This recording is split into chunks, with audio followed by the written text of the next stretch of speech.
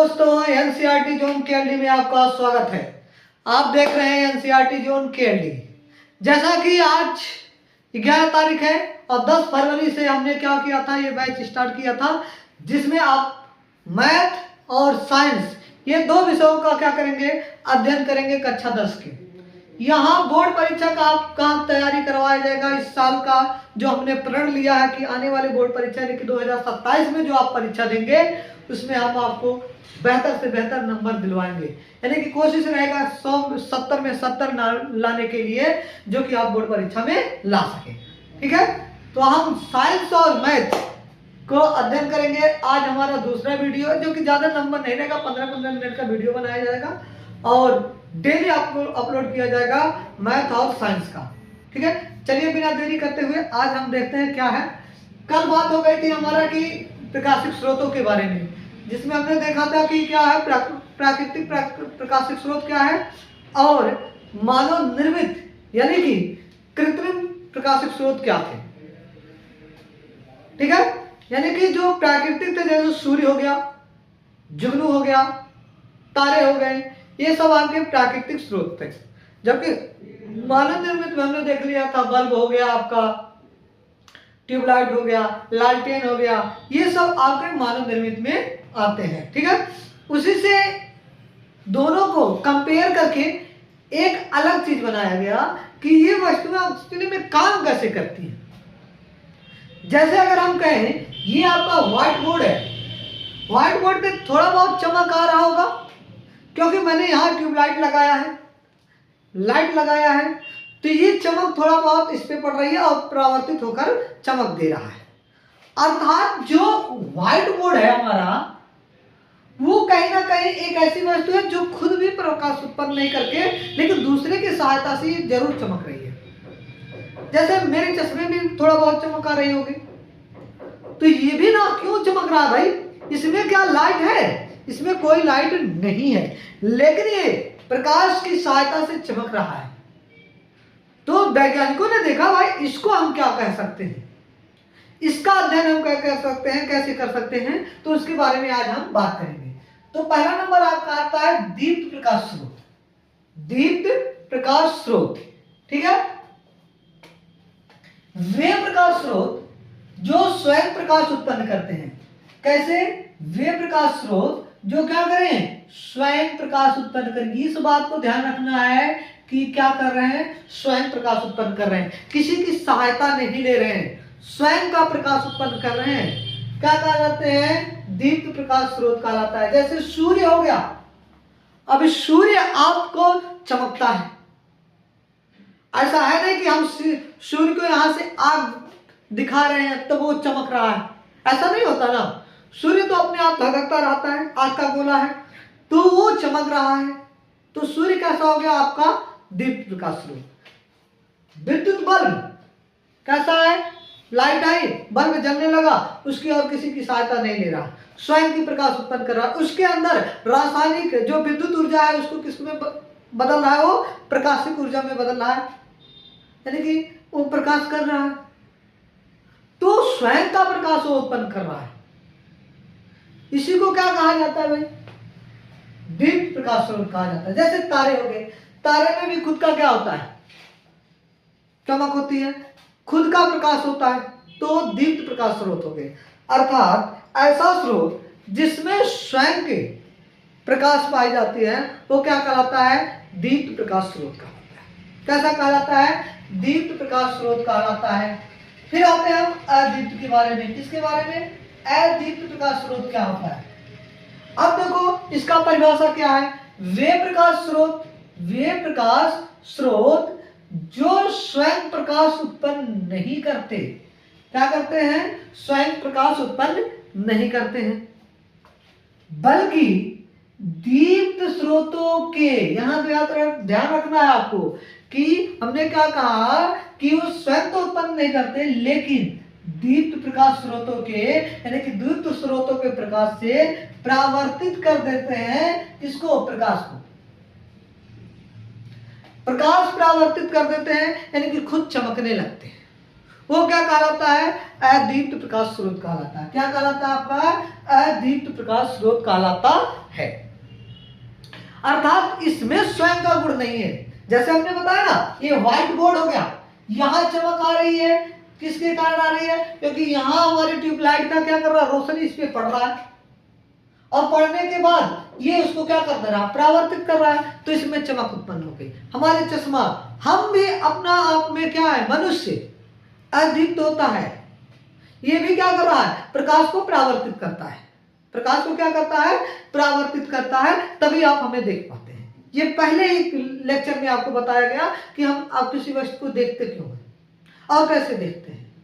तो ये आपका हो गया अदीप्त। जैसे आपका चंद्रमा, चंद्रमा अदीप्त प्रकाश स्रोत है, अर्थात चंद्रमा में स्वयं की प्रकाश नहीं पाई जाती है, वह सूर्य की रोशनी से चमकता है, अतः सूर्य चंद्रमा क्या हो जाएगा, आपका अदीप्त प्रकाश स्रोत हो जाएगा।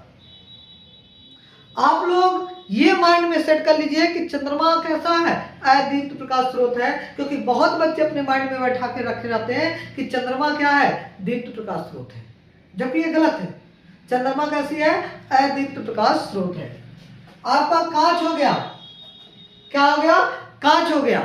अब कांच देखिए आपका क्या है, अदीप्त प्रकाश स्रोत है, ये चमकता है। भोजपुरी में एक गाना आया था, छत के ऊपर काहे तू शीशा चमका ले लो। उसे पता है कि छत के ऊपर जाने पर जब सूर्य की रोशनी आएगी तो उस पर पकड़े टकराएगी और तभी शीशा चमकेगा। कांच तभी चमकेगा जब सूर्य की रोशनी उस पर पड़ेगा, ठीक है।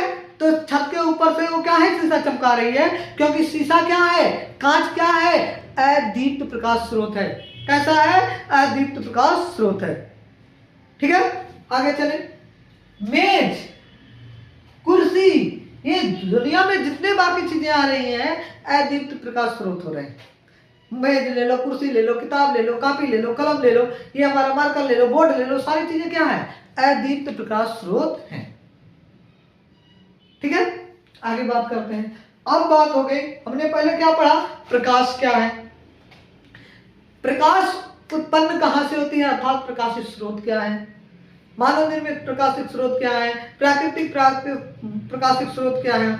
उसके बाद प्रकाशित स्रोतों के आधार पर हम दो चीजों को और बांटते हैं, वस्तुओं को दो आधार पर बांटते हैं। प्रकाशित स्रोत के आधार पर जो वस्तु को हमने दो चीजों में बांट दिया, एक दीप्त, दूसरा अदीप्त। दीप्त क्या हो गया, जो स्वयं का प्रकाश उत्पन्न करते हैं, अदीप्त क्या हो गया, जो स्वयं का प्रकाश उत्पन्न नहीं करते हैं, ठीक है। अब हम कहते हैं कि भाई एक्चुअली इतना चीजें पढ़ ली है तो प्रकाश का कुछ गुण होता होगा, तभी तो ये इतना खेल खिला रहा है, तभी इतना ही खेला प्रकाश कर रहा है। तो इस प्रकाश का गुण क्या है, तो प्रॉपर्टी ऑफ लाइट, यानी कि प्रकाश का गुण क्या है। सबसे पहले देखा जाए तो प्रकाश जो होता है, साधारणतः प्रकाश सरल रेखा में गमन करती है, यानी कि प्रकाश एकदम सीधा साधा लड़का है, वो अपने काम से काम रखता है और सीधा चला जाता है। तो वो कैसे जाता है, सीधी रेखा में गमन करता है, एकदम सीधी रेखा, ठीक है। दूसरी चीज है कि प्रकाश क्या है, तरंग है और कण दोनों की तरह व्यवहार करता है। प्रकाश वेव और कण दोनों की बात व्यवहार करता है। ये जब हम वेव 12वीं में पहुंचेंगे तो आपको वहां पढ़ाया जाएगा कि वेव क्या होते हैं, कण क्या होते हैं। बस यहाँ आप इतना ही याद कर लें कि प्रकाश तरंग की बात और कण की बात दोनों की तरह आप व्यवहार करता है, ठीक है। जब हम जाएंगे तो वहां 12वीं में आपको फिजिक्स पढ़ाया जाएगा और जब वहां आपको पता चलेगा कि प्रकाश तरंग क्या होते हैं और कण क्या होते हैं। अभी बस अपने दिमाग में इतना बैठा ले कि प्रकाश कण और तरंग दोनों की बात व्यवहार करता है, क्योंकि बहुत बार बहुविकल्पी में प्रश्न पूछ लिया गया है कि प्रकाश के गुण में क्या हो सकता है या प्रकाश कैसे व्यवहार करता है, तो ऑप्शन में आ जाता है प्रकाश तरंग और क्या, कण दोनों की बात व्यवहार करता है। ओके, इस सब का प्रैक्टिस बहुविकल्पी आपको लगभग 50 बहुविकल्पी प्रश्न हम करवाएंगे, जो हो सकेगा। कितना बहुविकल्पी आप चाहे यूपी बोर्ड से हो चाहे बिहार बोर्ड से हो, एक भी प्रश्न छूटने वाला नहीं है। न्यूमेरिकल, वन लाइनर, सारे प्रश्न आपको करवाए जाएंगे। बस आप बने रहिए वीडियो के साथ, विश्वास करिए, हम पे विश्वास रखेंगे तो आप आगे जरूर जाएंगे। चलिए अगला नंबर, करा प्रकाश के संचरण या कह सकते हो गमन, यानी कि प्रकाश को चलने के लिए माध्यम की आवश्यकता नहीं होती है। आप लाइट जलाते हैं, टॉर्च बांटते हैं, तो उसको नहीं कहती है कि अच्छा कोई चीज हमारे सामने रहे तभी हम उसको वहां तक पहुंचाएंगे। माध्यम का मतलब होता है किसी की सहायता। तो प्रकाश की कोई सहायता नहीं होती है। प्रकाश के लिए माध्यम की आवश्यकता नहीं होती है। वो बिना माध्यम के क्या हो सकता है, निर्वात में भी चल सकता है, निर्वात में भी चल सकता है। अर्थात प्रकाश जो होता है निर्वात में चलता है, और प्रकाश की जो चाल होती है ना निर्वात में, 3 × 10⁸ मीटर प्रति सेकंड, 3 × 10⁸ मीटर प्रति सेकंड होता है। जबकि जल में, ये इंपॉर्टेंट है, जल में प्रकाश की चाल होता है 2.5 × 10⁸ मीटर प्रति सेकंड। अब इसका मतलब क्या भाई, जल में कैसे कम हो जा रहा है, क्योंकि जल आपका सघन माध्यम का निर्माण करता है, जबकि निर्वात क्या आ जाता है, या वायु जो होता है आपका हो जाता है विरल माध्यम। अब जैसे आप देखते होंगे वायु के कण क्या होते हैं, दूर दूर होते हैं, तो यहां पर प्रकाश आसानी से गमन कर लेता है। जबकि जल के कण जो होते हैं, जो द्रव होता है, इसके कण थोड़ा पास पास हो जाते हैं, और पास पास होने के नाते इसमें क्या हो जाता है, प्रकाश आसानी से गमन नहीं कर पाता है, जिसके कारण इसके चाल में क्या आ जाता है, परिवर्तन आ जाता है, यानी कि चाल में कमी हो जाती है। जिस प्रकार अगर आप मेले में जाते हैं, वहां भीड़ कम है, तो आप आसानी से चले जाते हैं, दौड़ते हैं, आपकी चाल अच्छी जाती है। लेकिन जैसे ही आप मेले में ऐसे जगह पर जाते हैं जहां भीड़ ज्यादा हो जाती है, तो आप धकेल कर चलते हैं, भैया चलो, और उस समय आप उतनी स्पीड से नहीं चला पाते हैं। ठीक है, तो वही होता है प्रकाश की चाल। अगला नंबर आता है जो प्रकाश होता है दृश्य प्रकाश का, दृश्य प्रकाश का तरंगदैर्घ्य, दृश्य प्रकाश का जो तरंगदैर्घ्य होता है, दृश्य प्रकाश का तरंगदैर्घ्य वो कितना होता है, वो आपका लगभग होता है बाबू 4000 एंगस्ट्रॉम से 8000 एंगस्ट्रॉम तक आपका होता है। ठीक है, कितना होता है, 4000 एंगस्ट्रॉम से 8000 एंगस्ट्रॉम तक दृश्य प्रकाश का तरंगदैर्घ्य होता है। ठीक है, चलिए अब बात करते हैं एक्चुअली माध्यम क्या है। अभी हमने यहां प्रयोग किया ना माध्यम, तो माध्यम को हम जान लेते हैं कि कैसा माध्यम क्या कहलाता है, कि प्रकाशित माध्यम क्या होता है। ठीक है, आपको एक भी चीज यहाँ छोड़ी नहीं जाएगी कि हम उड़ता हुआ पढ़ाएंगे, नहीं, एकदम डिटेल पढ़ाया जाएगा ताकि आपको पेपर में कुछ ना छूटे। जितने हो सके आप देख लीजिएगा, नोट्स मिला लीजिएगा, अपने कोचिंग अगर आप कहीं करते होंगे, स्कूल कहीं करते होंगे, तो मिला लीजिएगा। एक भी लाइन अगर छूट जाए हमारे, उससे हमारा जो आपका वीडियो का मिलेगा वो अधिक ही मिलेगा। ठीक है, चलिए आते हैं प्रकाशित माध्यम क्या होता है। प्रकाशित माध्यम, ये प्रकाशित माध्यम क्या होता है। ठीक है, क्या होता है प्रकाशित माध्यम आपका, तो प्रकाश जिन माध्यमों से होकर गुजरती है, प्रकाश जिन माध्यमों से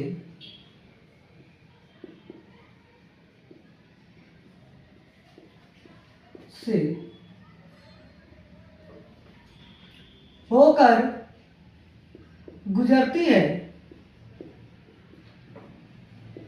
प्रकाश जिन माध्यमों से होकर गुजरती है उन्हें क्या कहा जाता है, उन्हें प्रकाशित माध्यम कहते हैं, प्रकाशित माध्यम कहते हैं। अर्थात कहां से प्रकाश होकर गुजर रहा है, जैसे आपको अगर हम बात करें, जैसे पानी, जल में प्रकाश जा रही है तो जल क्या हो गया, एक माध्यम हो गया। कांच, उसमें से प्रकाश होकर गुजर रही है तो भी क्या हो गया, एक माध्यम हो गया।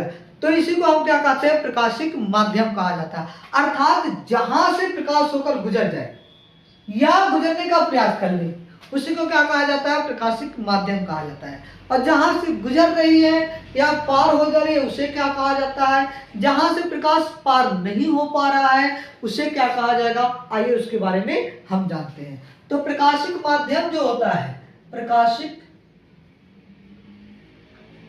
माध्यम, ये आपका कितने होते हैं? 3 प्रकार के होते हैं। कितने होते हैं लल्ला? 3। प्रकाशिक माध्यम आपका कितना आ जाता है? 3। पहला आपका होता है पारदर्शक माध्यम। क्या होता है? पारदर्शक माध्यम, या इसी को कहा जाता है पारदर्शी माध्यम। इसी को क्या कहा लेते हैं? पारदर्शी माध्यम। पारदर्शी माध्यम। दूसरा आपका होता है पारभाषक माध्यम। क्या होता है? पारभाषक माध्यम, या इसको कह लेते हैं हम अल्प पारदर्शी। ठीक है। और उसके बाद आपका होता है अपारदर्शक। क्या होता है? अपारदर्शक। क्या हो जाता है आपका? अपारदर्शक, यानी कि इसको कहा जाता है अपारदर्शी, या कह लेते हो अपारदर्शी। ठीक है। चलिए, इन तीनों के बारे में डिटेल से हम कल अगले वीडियो में पढ़ेंगे। और अगर आपको वीडियो अच्छी लगे तो वीडियो को लाइक करें, कमेंट करें और चैनल को सब्सक्राइब करना ना भूलें, और अपने दोस्तों के पास शेयर जरूर करें ताकि वो भी ये अच्छे से अच्छे कंटेंट पा सके। धन्यवाद, नमस्कार।